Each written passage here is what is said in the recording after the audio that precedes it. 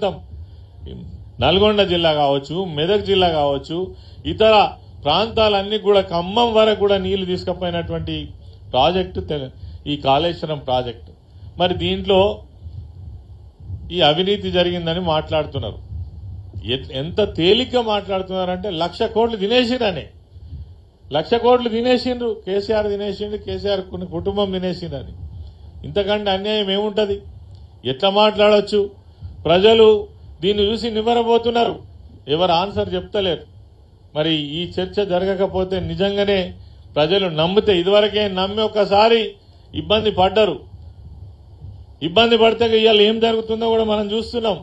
మరి ఇదే కంటిన్యూ అవుతే ఏం జరుగుతుంది? ఇందాక ప్రకాశన్ ఏం చెప్పిండు, ఇవి ఇన్ని ఇప్పుడు సంవత్సరంన్నర అవుతుంది కాళేశ్వరం ప్రాజెక్టు కూలిపోయిందని ఒక దుష్ప్రచారం చేసి, ఒక కుక్కను చంపే ముందు దాని పిచ్చి కుక్కని ఏ విధంగానైతే పేరు పెడతారో, కాళేశ్వరం ప్రాజెక్టు కూలిపోయిందని మొత్తం కంప్లీట్ గానే దీన్ని మరి లేకుండా చేసేటువంటి ఒక కుట్ర మాత్రం జరుగుతున్న విషయం వాస్తవం. దీని నుంచి మనం బయటపడితేనే తెలంగాణ ప్రాంతం యొక్క భవిష్యత్తు, తెలంగాణ ప్రజల యొక్క భవిష్యత్తు, దీని మీద ఒక సమగ్రమైనటువంటి మరి చర్చ జరగాలనేదే ఆ యొక్క ఉద్దేశం. కొన్ని విషయాలు దీంట్లో పర్టికులర్గా చూసినప్పుడు కాళేశ్వరం అంటే నిజంగా కొన్ని బ్యారేజీలు, కొన్ని పంప్ హౌజులు, కొన్ని రిజర్వాయర్లు, కొన్ని సొరంగ మార్గాలు, అనేక వందల కిలోమీటర్ల గ్రావిటీ కెనాల్స్, వీటన్నిటి సమాహారమే పంప్ హౌజులు, వీటన్నిటి సమాహారమే కాళేశ్వరం ప్రాజెక్టు. వాస్తవంగా ఇక్కడ కట్టింది మేడిగడ్డ బ్యారేజ్. మేడిగడ్డ బ్యారేజ్లో మరి ఆ 7th యూనిట్లో ఒక పిల్లర్ కుంగింది.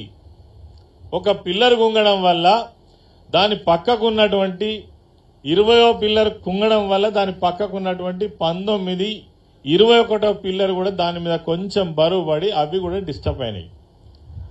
జరిగింది ఇది.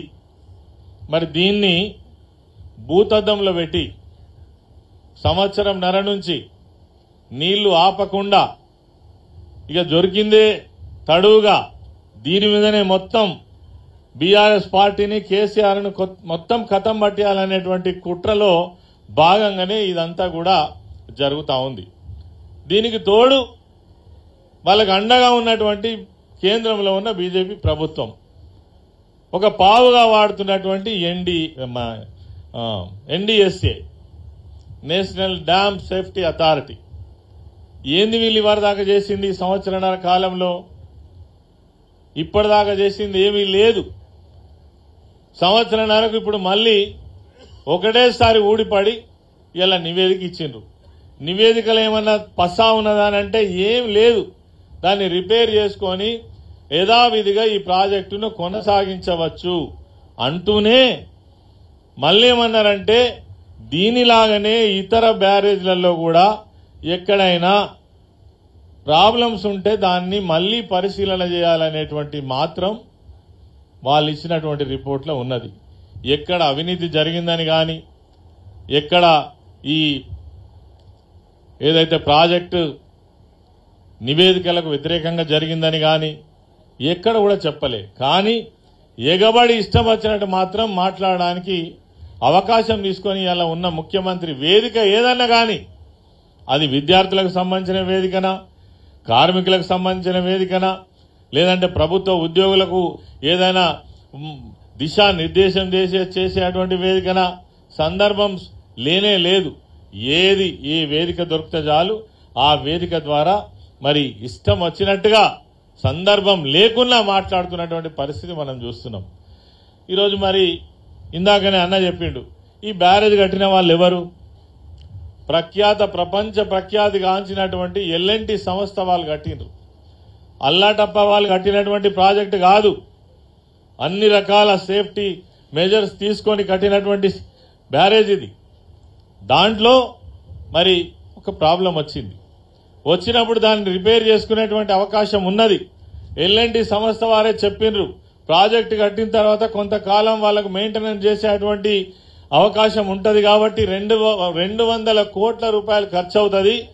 అది మేమే పెట్టి చేస్తామంటే కనీసం ఇప్పటి వరకు ఆ ఆర్డర్ కూడా ఇవ్వకుండా నీళ్లు ఆపకుండా ఇగో ఈ నిమిషానికి కూడా 2500 క్యూసెక్ల నీళ్లు పోతున్నాయి.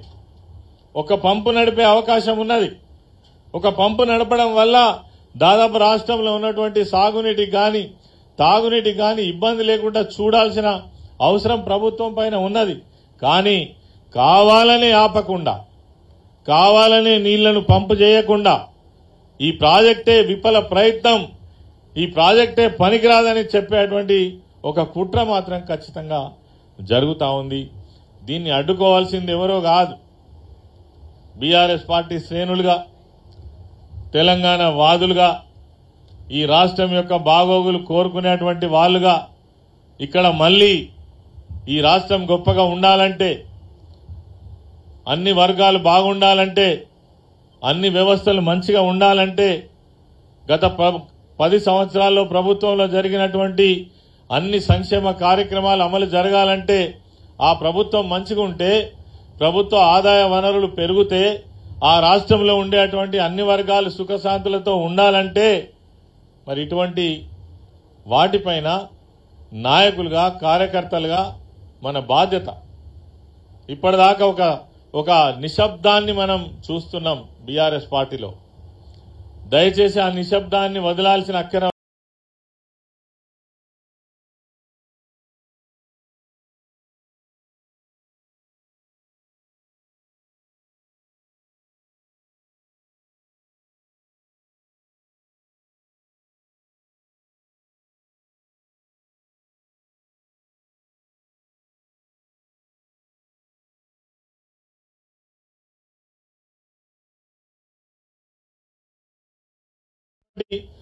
ఆ యువకులు ఉన్నారో వాళ్ళందరిపైన కూడా నిర్బంధాలు కొనసాగుతూ ఉన్నాయి. పోలీసును పెట్టి వాళ్ళను వేధిస్తూ ఉన్నారు, సాధిస్తూ ఉన్నారు. వాటన్నిటిని అధిగమించేటువంటి ప్రయత్నంలో భాగంగానే మరి మనం ఇవన్నిటిని కూడా సాధించుకోగలుగుతాం. నియోజకవర్గాల వారిగా నాయకులు వచ్చిండ్రు, వాళ్ళకు సంబంధించిన కొంతమంది నాయకులు కూడా వచ్చిండ్రు. తప్పకుండా ఈ కాళేశ్వరం ప్రాజెక్టు వేదికగానే ఇగో జరుగుతున్నటువంటి చర్చలో భాగంగానే ఖచ్చితంగా అవసరమైతే దీని మీద ఇంతకుముందే ప్రకాష్ అన్న చెప్పినట్టుగా ఒక నిరంతర కార్యక్రమాన్ని కూడా తీసుకునేటువంటి ఒక ప్రయత్నం కూడా జరగాలని ఈ సందర్భంగా నేను కోరుకుంటున్నాను. ఎందుకంటే ఇది చాలా చాలా దారుణం. ఎందుకంటే నిన్న మాట్లాడినటువంటి విషయాలు కూడా చూసినాం. ముఖ్యమంత్రి మాట్లాడితే కడుపు మండిపోతున్నది. ఈ అబద్ధాన్ని ఇంత ధైర్యంగా చెప్తున్నారు వాళ్ళు, అబద్ధాన్నే ధైర్యంగా చెప్తున్నారు అని అంటే వాళ్ళకు దీని మీద ఒక నమ్మకం, అరే ఇది చెప్తే ప్రజలు నమ్మేటట్టు ఉన్నారు అని. నిజంగా ప్రజలకు కూడా తెలిసి వాస్తవాలు కావాలనే ఎండబెడుతున్నారు, కావాలనే నీళ్లు ఇవ్వక ఈసారి లక్షల ఎకరాలలో పొలాలు ఎండిపోయినాయి, రైతుల ఆత్మహత్యలు ప్రారంభమైనాయి. ఇక ఈ ప్రభుత్వం దిక్కు దివాన్ అంటే అన్ని రకాల కూడా నమ్మకాలను కోల్పోయినటువంటి ప్రభుత్వంగా ఇలా ప్రజలు నిర్ధారణకు వచ్చిండ్రు. ఈ సమయంలో మరి మనం ధైర్యంగా ముందుకు పోవాల్సినటువంటి అవసరం ఉన్నది. వాస్తవాలనే చెప్పమంటున్నాము, వాస్తవాలను చర్చ పెట్టమంటున్నాము. గ్రామాలలో కానీ మండలాలలో కానీ మీరున్న ప్రాంతంలోనే నిజమైన చర్చ జరగాల్సిన అవసరం ఉంది. దానికోసమే ఈ యొక్క చిన్న ప్రయత్నాన్ని మనం ఈరోజు కొనసాగిస్తున్నాము. దానికి మీరు అందరూ వచ్చి మరి ఇంత విజయవంతంగా సమయం ఇచ్చి పూర్తి చేసినందుకు అందరికీ కూడా ధన్యవాదాలు తెలియజేస్తున్నాను.